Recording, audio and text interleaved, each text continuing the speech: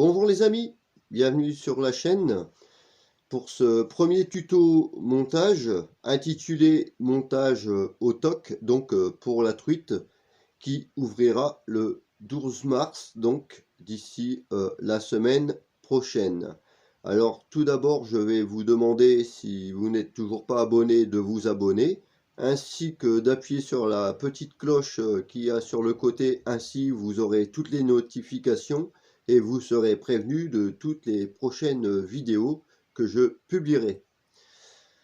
Voilà, alors laissez un commentaire, n'hésitez pas à poser vos questions, d'ailleurs j'y répondrai, et s'il vous plaît laissez un pouce bleu pour référencer les vidéos. Alors pour ce tuto montage, de quoi j'ai besoin? Tout simplement d'un lancer comme celui-ci, équipé d'un boulinet. Voilà. Bon, celle-ci que j'ai déjà équipée d'un flotteur. Vous voyez, que je peux régler, puisque j'ai affiné cette tige avant de monter mon flotteur avec un petit morceau de papier de verre, de façon à ce que mon flotteur glisse bien le long de mon fil, que ce ne soit pas trop raide et casser celui-ci. Alors sur mon moulinet, j'ai mis du fil d'à peu près 4 kg, j'ai 150 mètres de fil, c'est amplement suffisant. Voilà. Alors j'ai, pour faire mon montage, également un émerillon numéro 2 en acier, une boîte de plomb. Je possède donc une pince à long bec et recourbée, ça aide. Une paire de ciseaux, une bobine de fil 3,5 kg,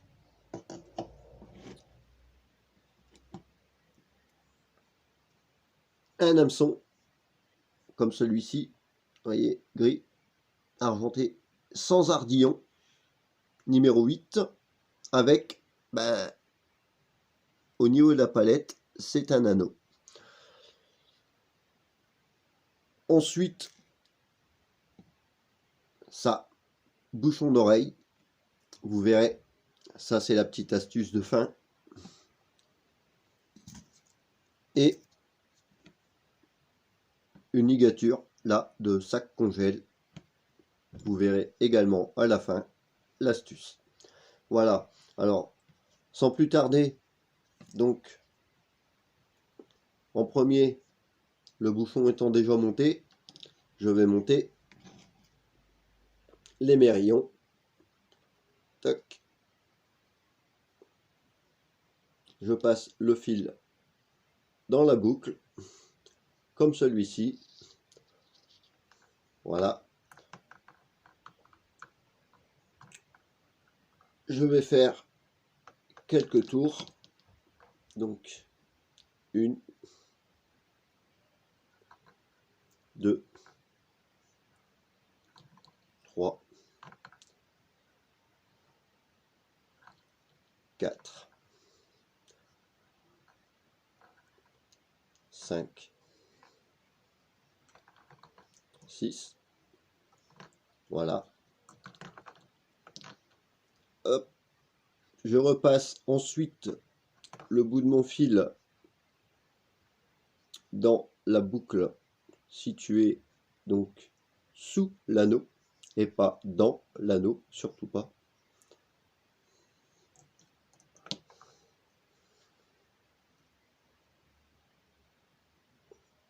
Voilà.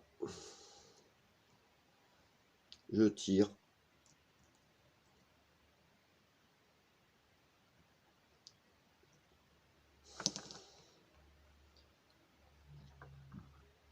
Et voilà.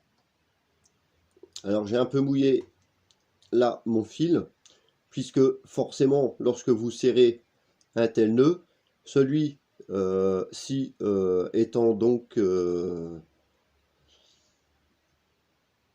assidu au frottement, et lorsque vous allez à la pêche, ça vous permettra que ça ne casse pas puisque si vous ne mouillez pas votre fil, vous risquez de fragiliser la base de votre nœud.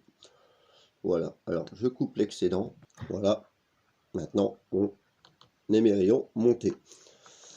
Alors je vais mettre maintenant des plombs. Donc je vais commencer ici à 5 mm au-dessus de mon nœud. Tac. Plomb fendu, que j'utilise des plombs mous, hein, serrables avec les doigts, non avec les dents, puisque vous risquez également de pincer votre fil. Allez hop, en voilà un. Voilà, 3 plombs fixés correctement. Il ne me reste plus maintenant qu'à monter mon bas de ligne. Alors pour monter mon bas de ligne, je tiens ma bobine entre les jambes, entre les genoux, je fais une boucle, je prends mon hameçon que je fixe là au milieu de celle-ci et c'est parti, on fait quelques tours. 1, 2, 3, 4, 5, 6, 7. Je repasse dans la boucle.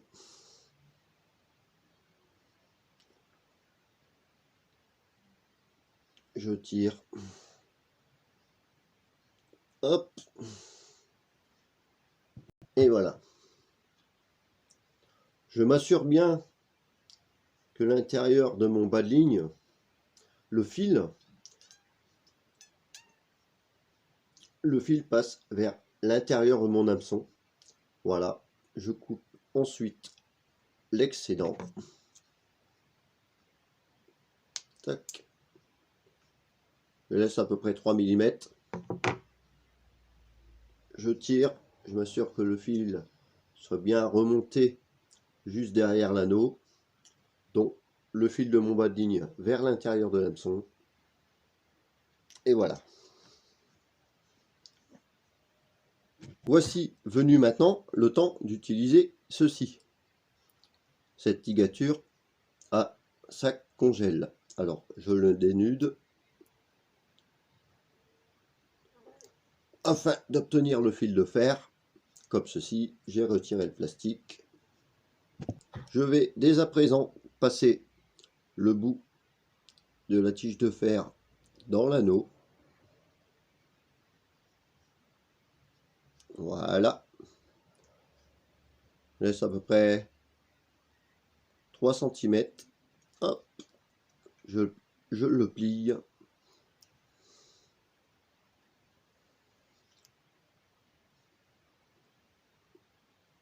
Je le torsade un peu. 3-4 tours. Je prends ma pince.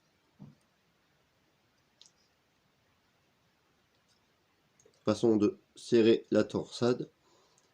1, 2, hop, c'est amplement suffisant. Je coupe l'excédent au ras cette fois-ci.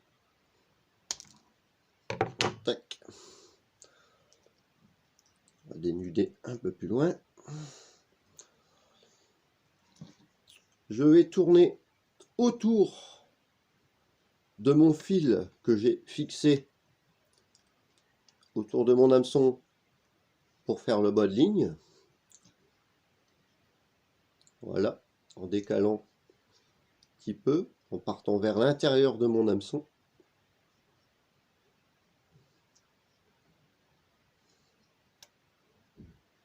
Comme ceci. Voilà. Je coupe. Alors je fais 5-6 tours à peu près. Je le coupe au ras. Je m'assure bien que la pointe soit bien entourée autour de l'hameçon. ne ressort pas, parce que ça aussi, ça peut vous poser problème lors de parties de pêche si le poisson sent quelque chose qui pique. Et vous constaterez que j'ai quasiment l'effet d'un ressort. Voilà. Alors ensuite, deuxième astuce, je vais couper un quartier, on va dire, à ce niveau-là, de mon fameux bouchon d'oreille. Faut pas que ce soit trop gros parce que n'oubliez pas, lorsque vous pêchez, c'est dans l'eau, c'est quand même de la mousse et ça gonfle. Voilà, ça nous donne ceci, un beau quartier orange. Je vais donc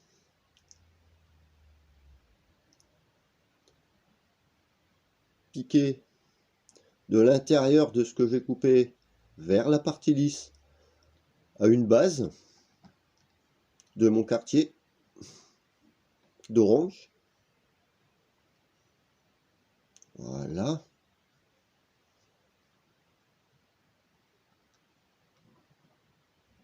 Je vais ensuite le repiquer à l'autre bout de mon quartier. Voilà. Ce qui donne ceci.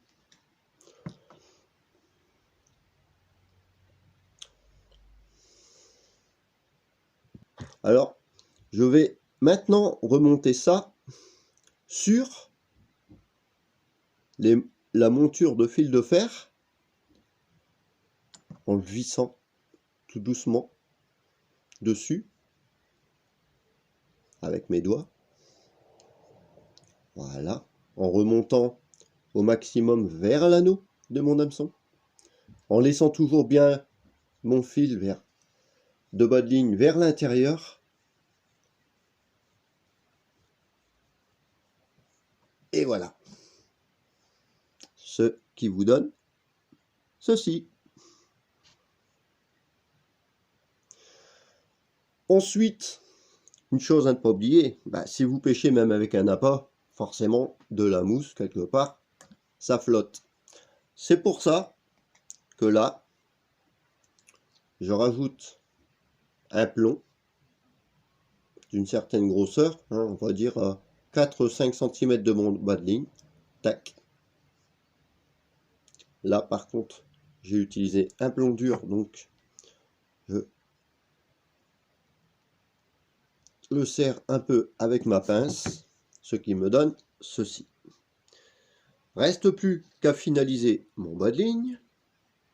Et là, pour finaliser mon bas de ligne, là, je fais une boucle, je passe une fois, je passe deux fois,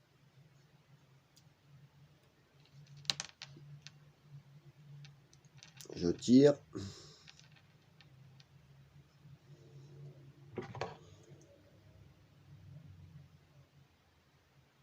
je coupe à 3 mm, et voilà, mon bas de ligne, ainsi fait, je n'ai plus qu'à l'attacher à l'émerillon, à ma canne. Alors là, c'est un bas de ligne que j'ai fait d'environ, on va dire 25-30 cm, c'est amplement suffisant. Voilà.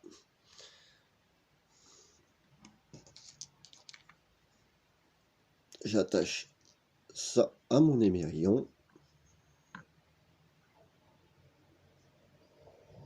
Mon épingle, je referme bien mon épingle et comme vous pouvez voir, ma ligne est montée. Il ne me restera plus que le jour de pêche d'attacher un appât, alors que ce soit une teigne, un ver de terre ou autre, pour aller faire une session à la truite. Voilà, et cette ligne étant montée, je le laisserai devant vous donc prochainement en vidéo. Donc lorsque la truite sera ouverte, le 12 mars, et vous verrez, on verra le résultat. Voilà, j'espère que ce petit tuto explicatif sur le montage ligne à truite est cette petite astuce vous aura plu. Laissez un pouce bleu, n'hésitez pas à laisser un commentaire, abonnez-vous si vous n'êtes toujours pas abonné, et on se dit à bientôt. Ciao les amis.